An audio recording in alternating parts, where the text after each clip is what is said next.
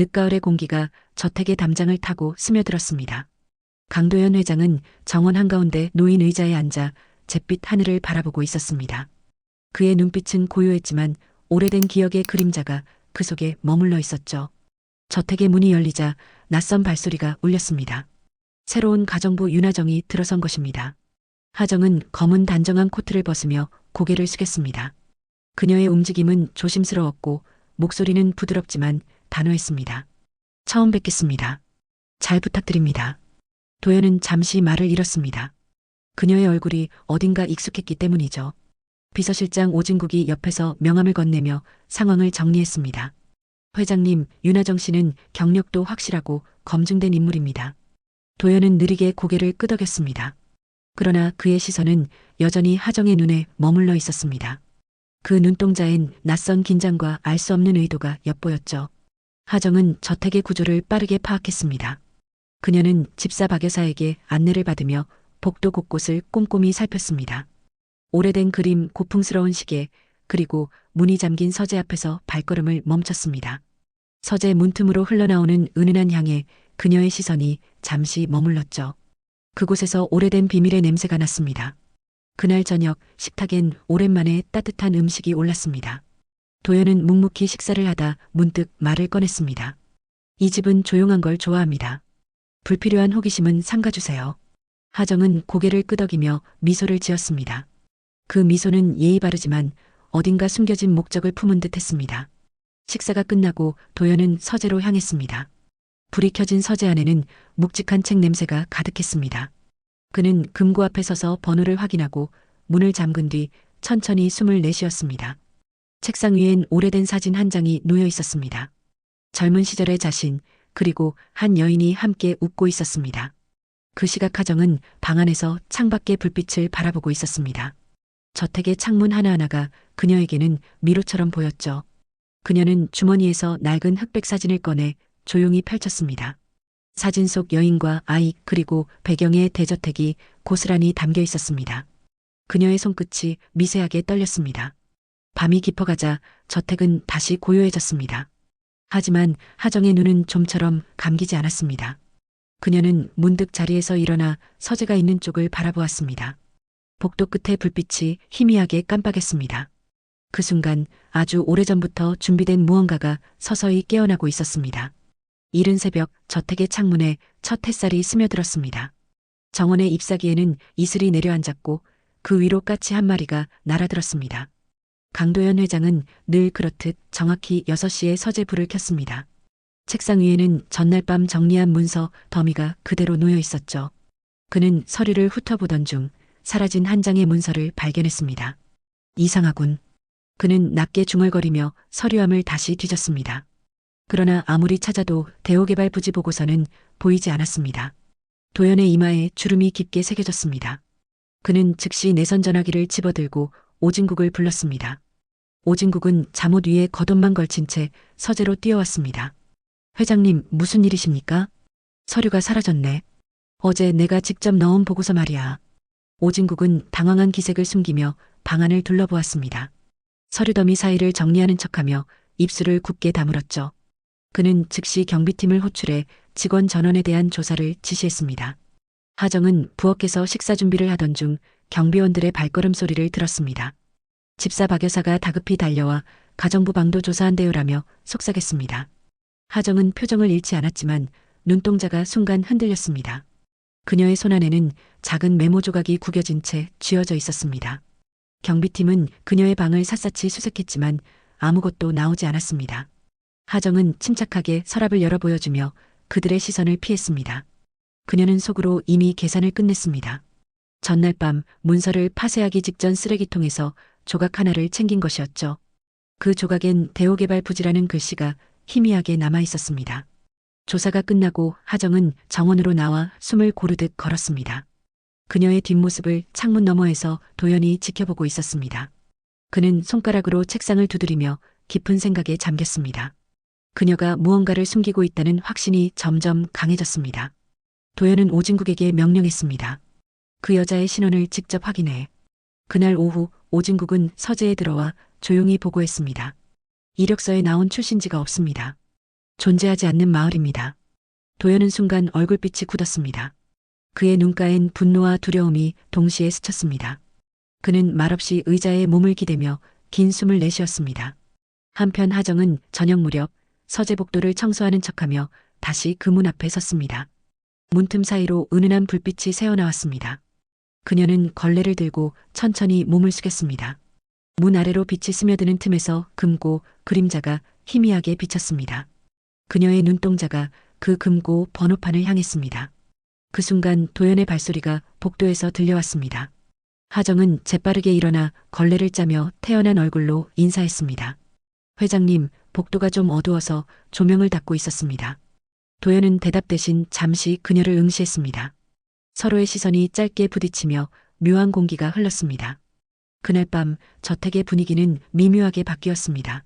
직원들은 서로를 의심하며 속삭였고 주방에는 불안한 정적이 돌았습니다. 집사 박 여사는 하정을 향해 멀어진 태도를 보였습니다. 하정은 아무렇지 않은 척 식탁을 정리하며 그들의 시선을 감내했습니다. 하지만 마음속에서는 오래 눌러둔 불안이 불씨처럼 피어올랐습니다. 도연은 서재 창문을 닫으며 하늘을 올려다보았습니다. 회색 구름이 낮게 깔려 있었고 멀리서 천둥 소리가 들려왔습니다. 그는 손가락으로 금고 표면을 쓰다듬으며 속삭이듯 말했습니다. 또 누가 나를 시험하는 건가? 그의 시선이 천천히 창밖으로 향했습니다. 하정은 자신의 방에서 낡은 사진을 다시 꺼냈습니다. 그녀의 시선이 사진 속 여인에게 닿자 손끝이 떨렸습니다. 조금만 더요. 그녀는 낮게 속삭였습니다. 창문 너머로 서재의 불빛이 희미하게 비치고 있었습니다. 그 불빛은 마치 과거의 비밀이 다시 깨어나는 신호처럼 흔들리고 있었죠. 늦은 오후 저택의 하늘은 흐릿하게 가라앉아 있었습니다. 정원의 나무들은 바람에 휘청였고 가지 끝에서 낙엽이 조용히 떨어졌습니다. 강도연 회장은 서재 창문 앞에 서 있었습니다. 그의 손에는 오래된 신문 스크랩북이 들려 있었죠. 그는 한 장 한 장 넘기며 눈빛을 좁혔습니다. 신문에는 대우개발 부지 조성 중 인명사고 발생이라는 제목이 붉게 표시돼 있었습니다. 도연의 젊은 시절 사진이 실려 있었고 그 옆엔 하청업체 대표 자살이라는 부제목이 따라붙었습니다. 그는 천천히 신문을 덮으며 깊은 숨을 내쉬었습니다. 그때로 돌아갈 수 있다면. 그의 목소리는 거의 속삭임에 가까웠습니다. 문 두드리는 소리가 들렸습니다. 오진국이 서류를 들고 들어왔습니다. 그는 무표정한 얼굴로 도연 앞에 서서 보고했습니다. 그 여자의 신원에 이상한 점이 있습니다. 출신지가 실존하지 않습니다. 도연의 눈빛이 차갑게 식었습니다. 윤하정 대체 정체가 뭐지? 그는 낮게 중얼거렸습니다. 오진국은 잠시 머뭇거리다가 말을 이었습니다.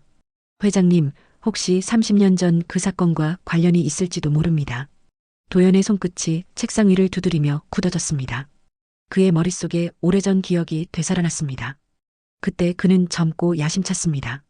대우개발 부지 사업은 그의 인생을 바꿀 프로젝트였죠.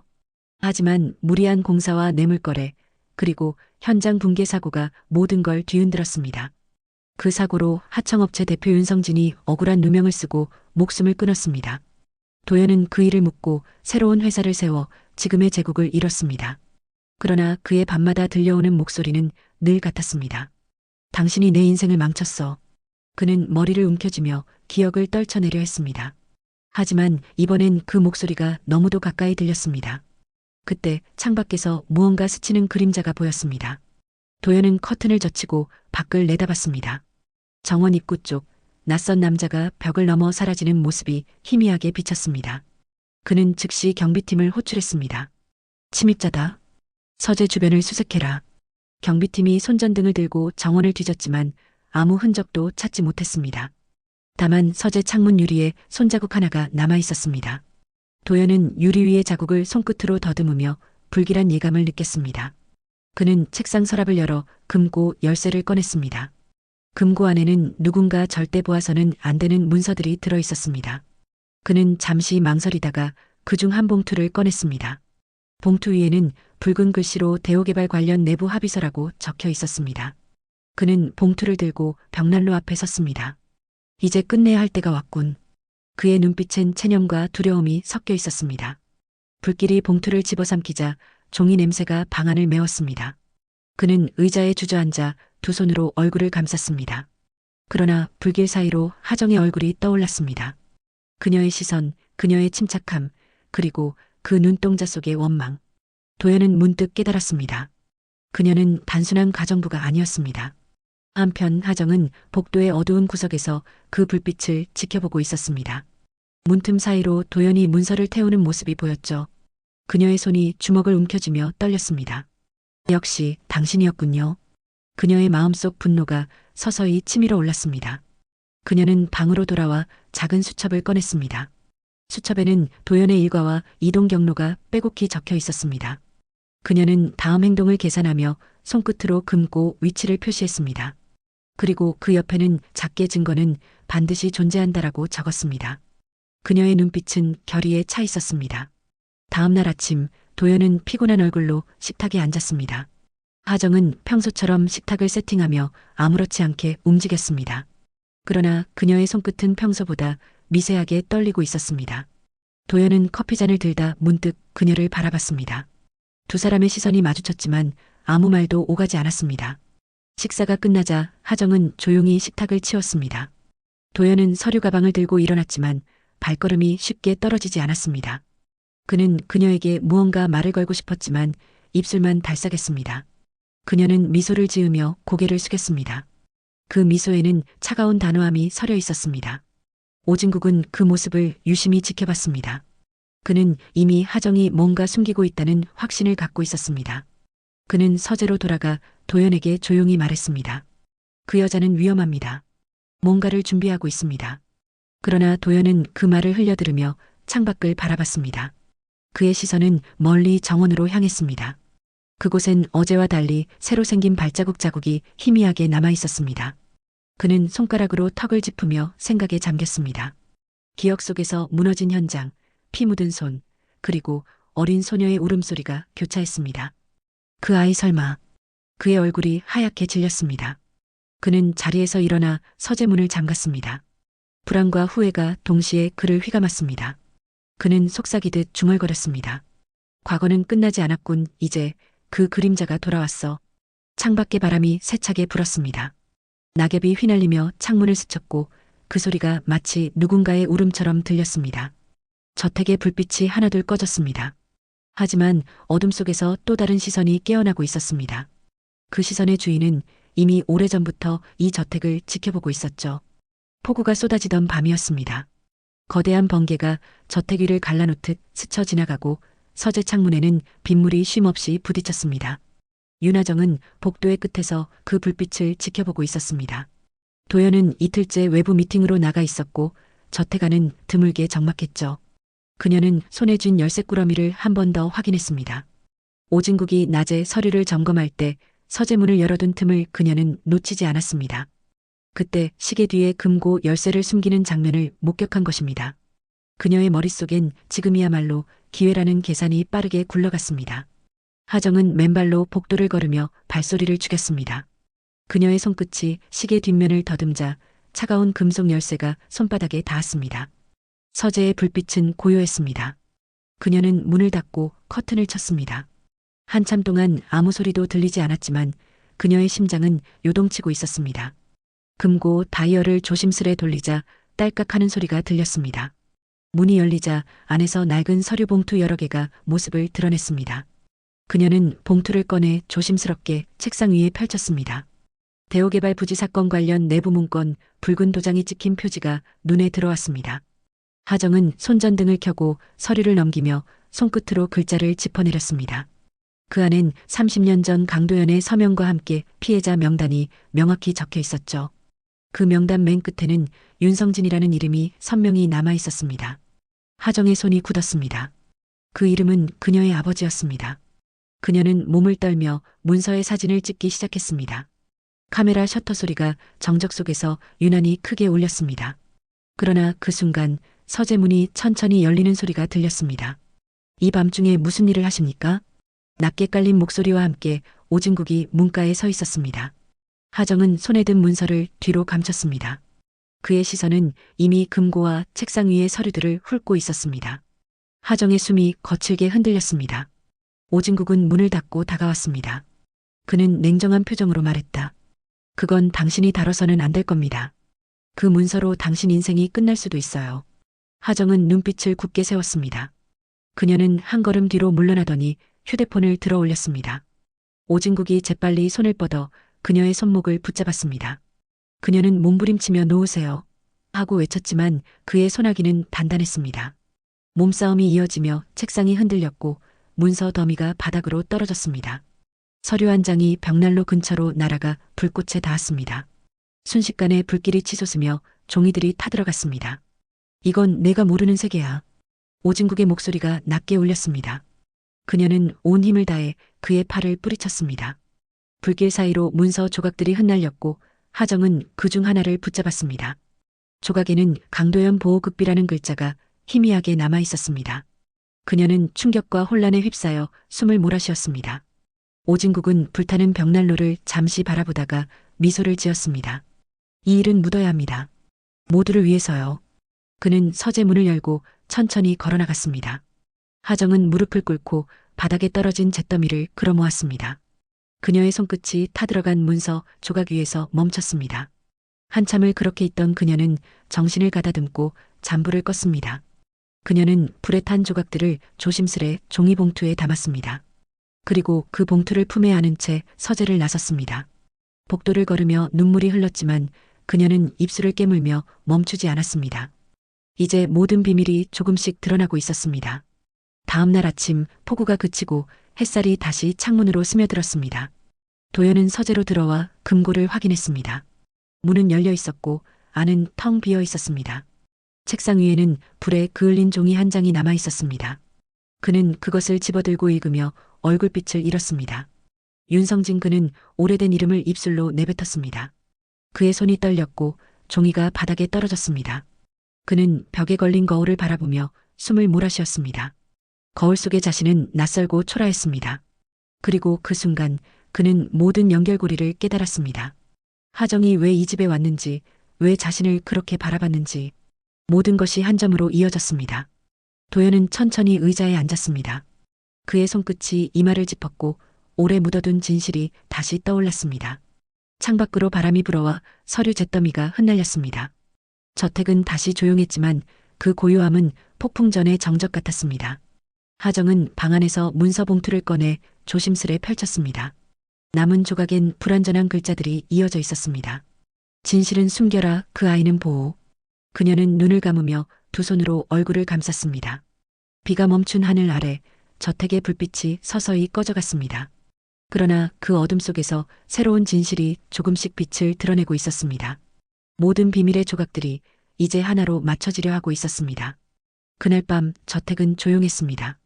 바람 한 점 없이 고요 속에 잠긴 듯한 정원엔 달빛만 희미하게 내리고 있었죠. 거실에 커다란 시계가 12번 종을 울렸습니다. 그 소리와 동시에 윤하정은 서재 문 앞에 섰습니다. 그녀의 눈빛엔 망설임이 없었습니다. 품속에는 불에 그을린 문서 조각이 들어 있었습니다. 그녀는 그것을 꺼내 책상 위에 올려두고 조용히 서 있었습니다. 잠시 후 복도에서 천천히 발소리가 다가왔습니다. 오진국이 먼저 들어왔고 그 뒤를 이어 강도연이 모습을 드러냈습니다. 그의 얼굴엔 이미 피로와 긴장이 가득했습니다. 하정은 그들을 마주보며 단호히 말했다. 이제는 진실을 말해야 할 때입니다. 그녀의 목소리는 떨림이 없었습니다. 도연은 침묵한 채 그녀를 바라봤습니다. 한참의 정적 끝에 오진국이 차갑게 웃으며 말을 이었습니다. 무슨 말씀이신지 모르겠군요. 근거도 없이 회장님을 모욕하지 마십시오. 그는 손짓으로 경비를 부르려 했지만 하정이 휴대폰을 꺼내 들어 막았습니다. 휴대폰 화면에는 녹음 파일이 재생되고 있었습니다. 파일 속에는 오진국의 목소리가 또렷하게 들렸습니다. 윤성진은 그냥 희생양이었어. 윗선에서 그렇게 정했잖아. 순간 도연의 얼굴이 굳었습니다. 오진국은 당황한 듯 손을 내저었지만 이미 늦었습니다. 하정은 이어서 또 다른 파일을 틀었습니다. 이번엔 도연의 젊은 시절 인터뷰 녹음이었습니다. 모든 건 내 책임이 아니야. 사람은 어차피 대체될 수 있지. 서재 안의 공기가 무겁게 가라앉았습니다. 도연은 의자에 앉은 채 손으로 이마를 짚었습니다. 하정은 책상 위에 문서 조각을 펼쳤습니다. 강도연 보호극비. 그 글자가 빛에 반사되어 선명히 드러났습니다. 그녀의 시선은 그 글자에서 도연에게로 향했습니다. 이게 제 아버지의 죽음과 관련된 서류입니다. 그녀는 천천히 말을 이었습니다. 30년 전 제 아버지 윤성진은 회장님이 주도한 부지 사건의 희생자였습니다. 당신들은 그를 범인으로 몰아 회사를 지켰죠. 그녀의 손끝이 문서 위를 누르며 떨렸습니다. 도연은 한동안 아무 말도 하지 않았습니다. 그의 눈빛은 점점 흐려졌고 숨소리만 방 안에 남았습니다. 오진국이 앞으로 나서며 하정을 제지하려 했지만 도연이 손을 들어 그를 멈췄습니다. 그만해, 진국. 그 한마디에 방 안의 공기가 바뀌었습니다. 그는 천천히 일어나 창문가로 걸어갔습니다. 달빛이 그의 어깨를 비추자 늙은 그림자가 벽에 길게 드리워졌습니다. 그래, 그 일은 내 잘못이 맞아. 그의 목소리는 낮고 무거웠습니다. 하지만 그때 나는 회사를 지켜야 했다. 누군가는 책임을 져야 했고 그게 내 아버지가 되었지. 하정의 눈에 눈물이 고였습니다. 그래서 아무렇지 않게 30년을 사셨나요? 그녀의 말에 도연은 고개를 떨궜습니다. 하루도 편히 잠든 적이 없었소? 그 이름이 내 귀에서 떠나질 않았지. 그는 두 손을 떨며 문서 조각을 집어들었습니다. 당신이 내게 왔을 때 이미 알았소. 피가 닮아 있었거든. 그의 눈가가 젖어 있었습니다. 하지만 난 기회가 필요했소. 용서를 구할 방법이. 그는 문서 조각을 바라보다가 천천히 불붙은 벽난로 쪽으로 걸어갔습니다. 오진국이 급히 막아섰습니다. 회장님, 이런 일로 모든 걸 잃을 순 없습니다. 그의 외침이 울려 퍼졌습니다. 도연은 그를 바라보며 낮게 웃었습니다. 모든 걸 잃는 게 아니라 처음으로 되찾는 거야. 그는 손에 든 문서를 불길 속에 던졌습니다. 종이가 타들어가며 붉은 불빛이 서재를 비췄습니다. 하정은 그 불길을 바라보다 고개를 숙였습니다. 도연은 그녀에게 다가와 낮은 목소리로 말했습니다. 이제 그만 증오하시오. 진실은 이미 불에 사라졌소. 하정은 대답하지 않았습니다. 잠시 후 사이렌 소리가 저택 밖에서 울려 퍼졌습니다. 누군가가 경찰을 부른 것이었습니다. 오진국은 당황에 뛰어나갔고 도연은 조용히 의자에 앉았습니다. 모든 건 이제 끝났소. 그의 목소리가 허공에 흩어졌습니다. 하정은 마지막으로 그를 바라봤습니다. 그의 눈빛엔 후회와 안도 그리고 피할 수 없는 슬픔이 담겨 있었습니다. 그녀는 천천히 걸음을 돌렸습니다. 서재 문을 나서는 순간 불빛이 그녀의 뒷모습을 붉게 물들였습니다. 그 밤 30년 묵은 진실이 드디어 불 속에서 드러나고 있었습니다.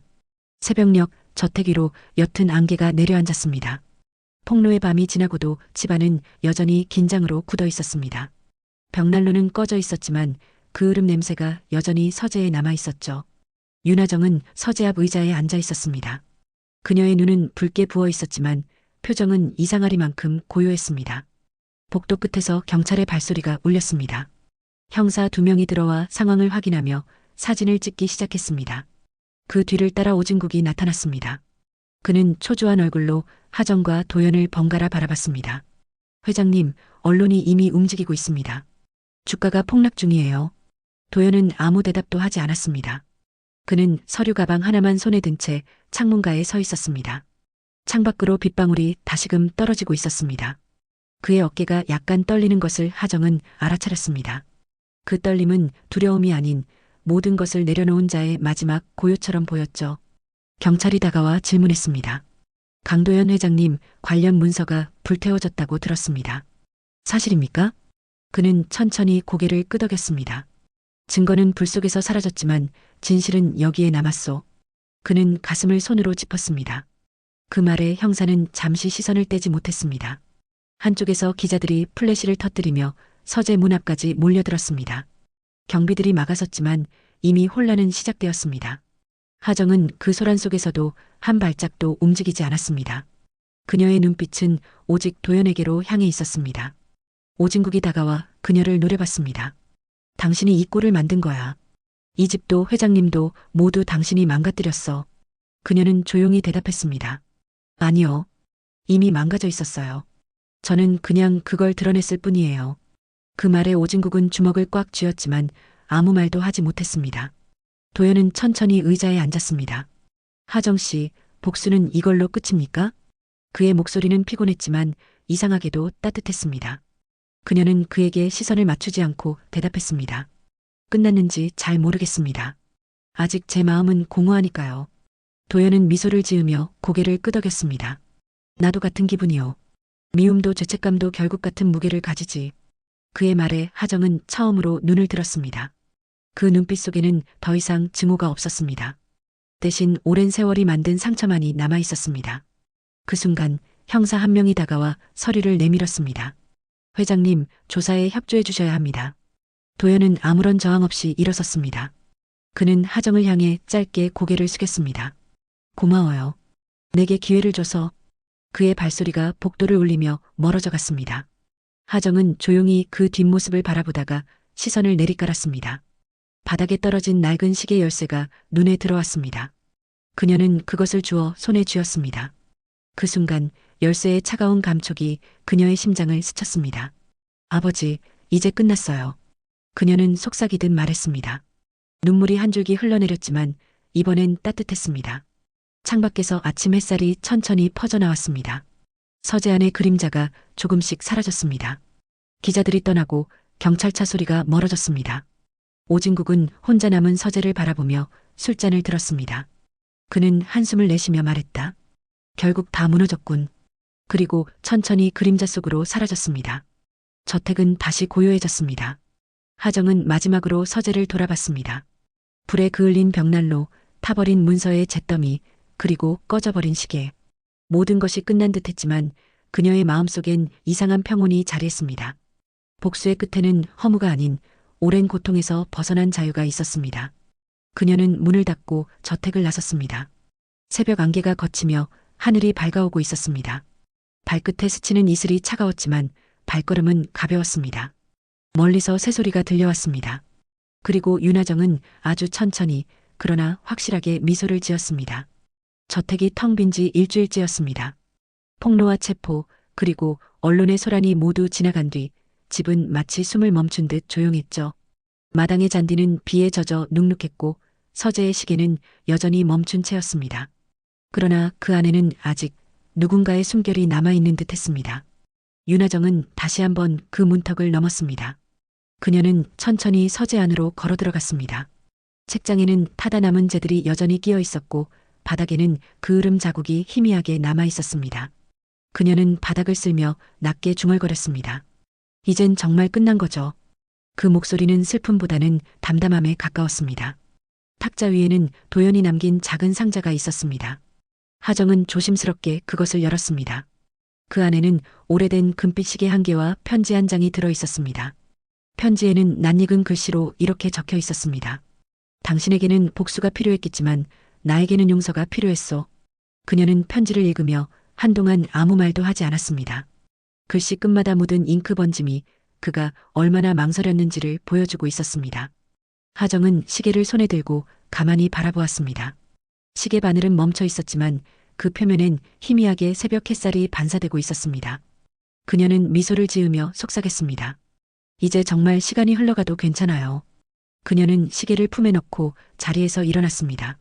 창문을 열자 상쾌한 바람이 서재 안으로 스며들었습니다. 커튼이 부드럽게 흔들리며 오래된 먼지가 햇살 속에서 흩날렸습니다. 그 순간 마치 저택이 한숨을 내쉬는 듯한 기분이 들었습니다. 하정은 복도를 따라 천천히 걸었습니다.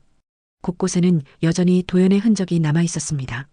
사진 액자 속의 미소, 벽에 걸린 감사패, 그리고 낡은 지팡이 하나. 그녀는 잠시 멈춰서서 그 모든 것을 바라봤습니다. 그 표정엔 증오도 원망도 없었습니다. 오직 긴 여정의 끝을 바라보는 평온함만이 있었습니다. 저택문을 나서자 기자 몇 명이 아직도 멀찍이 서 있었습니다. 그녀는 고개를 숙이고 조용히 길을 걸었습니다. 누군가 플래시를 켰지만 그녀는 고개를 들지 않았습니다. 이제 사람들의 시선이 두렵지 않았기 때문이었습니다. 그녀의 걸음은 천천히 그러나 단단했습니다. 도시의 거리로 나서자 차가운 가을바람이 볼을 스쳤습니다. 하정은 버스 정류장에 서서 하늘을 올려다봤습니다. 회색빛 구름 사이로 희미한 햇살이 비치고 있었습니다. 그녀는 깊게 숨을 들이마시며 눈을 감았습니다. 마치 오랜 시간 붙들었던 그림자를 놓아주는 듯한 표정이었습니다. 그때 주머니 속에서 진동이 울렸습니다. 모르는 번호였지만 그녀는 통화를 받았습니다. 짧은 정적 뒤에 낮고 낯선 남자의 목소리가 들렸습니다. 윤성진 씨의 따님이시죠? 아버지 사건 기록 중 일부가 새로 발견됐습니다. 그녀는 숨을 멈추었습니다. 지워진 증거들이 복구되고 있습니다. 혹시 와주실 수 있을까요? 남자의 말이 이어졌습니다. 하정은 눈을 감은 채 한참 동안 대답하지 않았습니다. 그녀의 손끝이 시계 위에서 천천히 움직였습니다. 그리고 조용히 아주 낮게 대답했습니다. 네, 가겠습니다. 전화가 끊기고 그녀는 한동안 그 자리에 서 있었습니다. 머릿속이 다시 복잡하게 얽히기 시작했지만 이번엔 다르다는 걸 알고 있었습니다. 이건 복수가 아니라 진실을 바로잡는 일이라는 걸. 그녀는 가볍게 웃으며 머리카락을 넘겼습니다. 버스가 도착하자 그녀는 한 발 앞으로 나아갔습니다.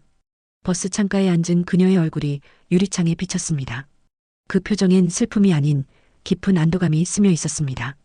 저택은 점점 멀어지고 그 자리에 새로운 햇살이 비치고 있었습니다. 하정은 창밖을 바라보며 속삭였습니다. 이제 정말 끝났어요. 그리고 시작이에요.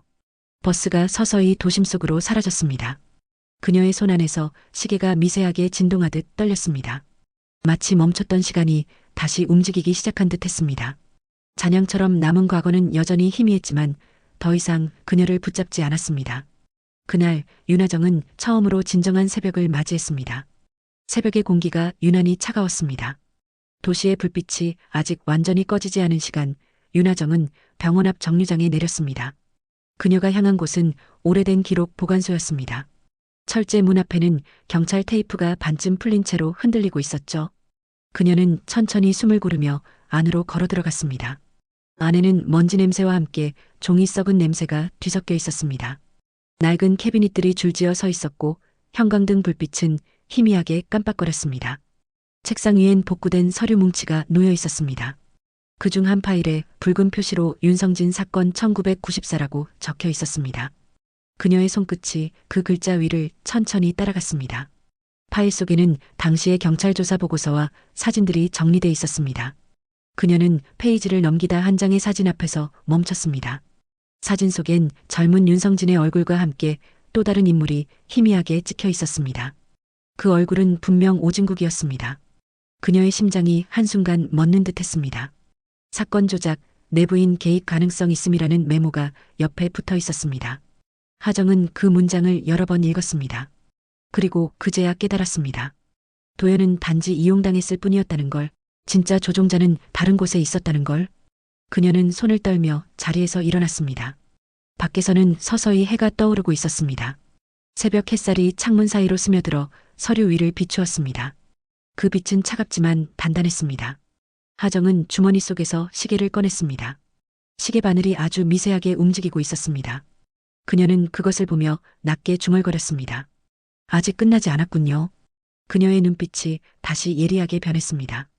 그 표정 속에는 새로운 결심이 깃들어 있었습니다. 그때 복도 끝에서 인기척이 들렸습니다. 발소리가 규칙적으로 다가왔고 형광등 불빛이 흔들렸습니다. 하정은 조심스럽게 몸을 돌렸습니다. 어둠 속에서 한 남자의 실루엣이 드러났습니다. 그는 코트를 입고 있었고 낮게 웃었습니다. 찾을 줄 알았소. 그 목소리는 분명 오진국의 것이었습니다. 그는 여전히 침착했고 눈빛은 차가웠습니다. 강 회장은 감당 못했지. 하지만 난 다를 걸세. 그는 주머니에서 무언가를 꺼내 들었습니다. 당신 아버지 사건의 마지막 열쇠요. 그는 손바닥 위에 낡은 USB를 올려놓았습니다. 하정은 그를 노려보며 조심스레 한 발 물러섰습니다. 그의 입가에 비웃음이 번졌습니다. 진실을 원했나? 그건 생각보다 더 추악한 법이지. 한순간 형광등이 깜빡이며 꺼졌습니다.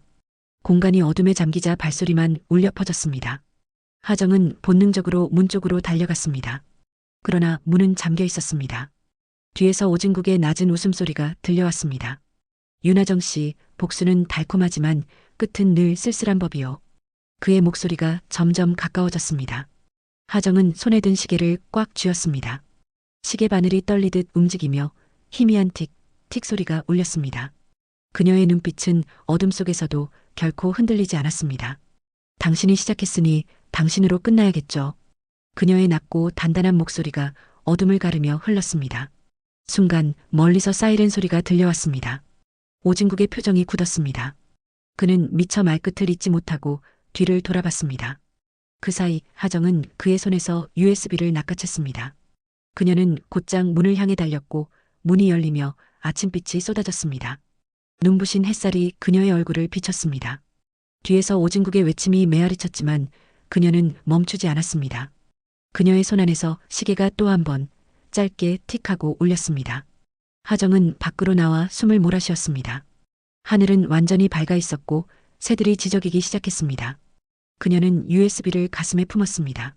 그 안에는 아버지의 진실 그리고 또 다른 비밀이 잠들어 있었습니다. 그리고 그 진실은 이제 세상 밖으로 향할 준비를 하고 있었습니다. 그녀는 뒤돌아보았습니다. 보관소 창문 뒤로 오진국의 그림자가 희미하게 흔들리고 있었습니다. 그 그림자는 마치 살아있는 것처럼 천천히 움직였습니다. 하지만 하정은 더 이상 두렵지 않았습니다.